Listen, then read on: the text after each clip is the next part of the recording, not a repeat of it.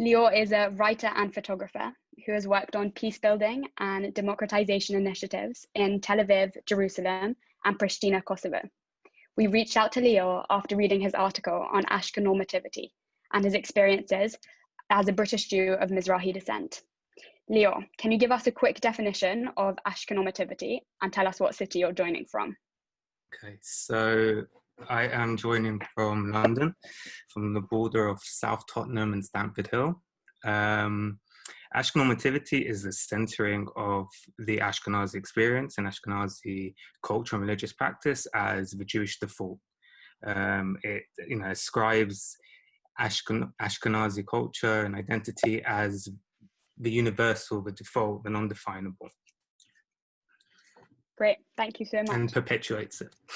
So I wanted to move now on to Leeor and to ask whether you could speak a bit more about Ashkenormativity, this concept that we introduced earlier, but from a Mizrahi perspective, in light of your thoughts on that. And particularly, one thing that struck me most from your article was the way you speak about the erasure of Mizrahi, Sephardi, and Yemenite Jews from our collective imagination. Totally.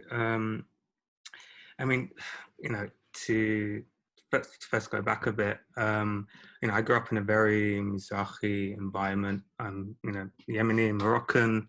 Here in Stamford Hill, you have the Yemeni, Adani community, your Moroccan community. You've got Baghdadi Indians. You've got the full mixture of different non-Ashkenazi Jews. And it was only when I got to secondary school, I went to Jewish secondary school, that I experienced racism.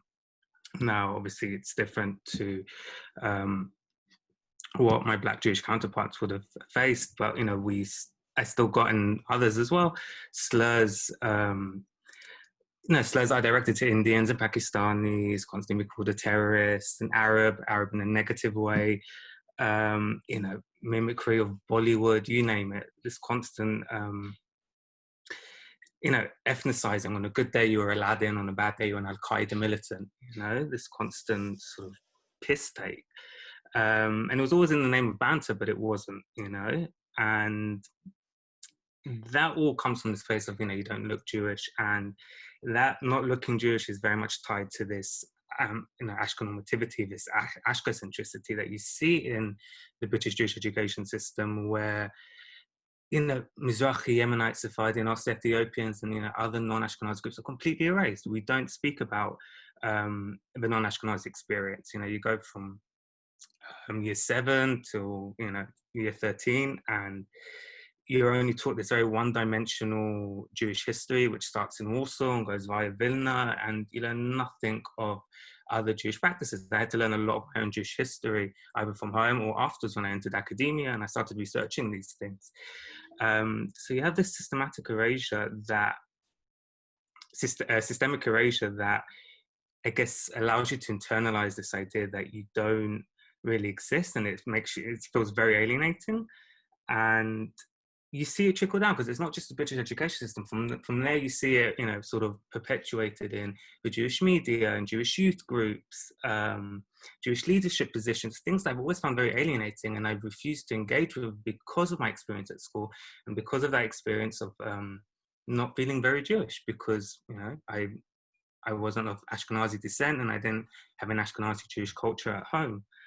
And so, I think, obviously I can't speak for everyone, but I think for a lot of Mizrahim and Sephardi and Yemenite Jews, you've sort of learned to navigate two worlds, right? You have the Jewish culture of your home and your synagogue, and then you have the Jewish culture of the public sphere, the more Ashkenazi, presentable Judaism. And, you either completely adopt Ashkenazi behavioral codes, which you see amongst the religious, amongst the secular, or you just turn your back completely from Judaism because you feel alienated from it. I did a bit of both. That answer your question? Yeah, it really did, and I'm sure was a new perspective, sadly, for lots of our community and for me. I remember that amazing point in your article. You say most of what Ashkenazi Jews know about Sephardim is that they eat kitniot on Pesach, and I think giving the fuller picture is so essential.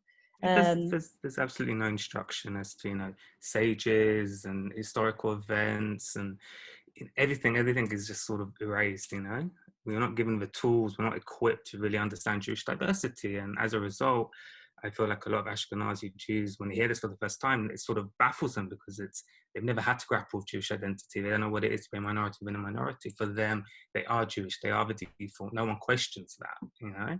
It's embedded in them in the Ashkenazi culture.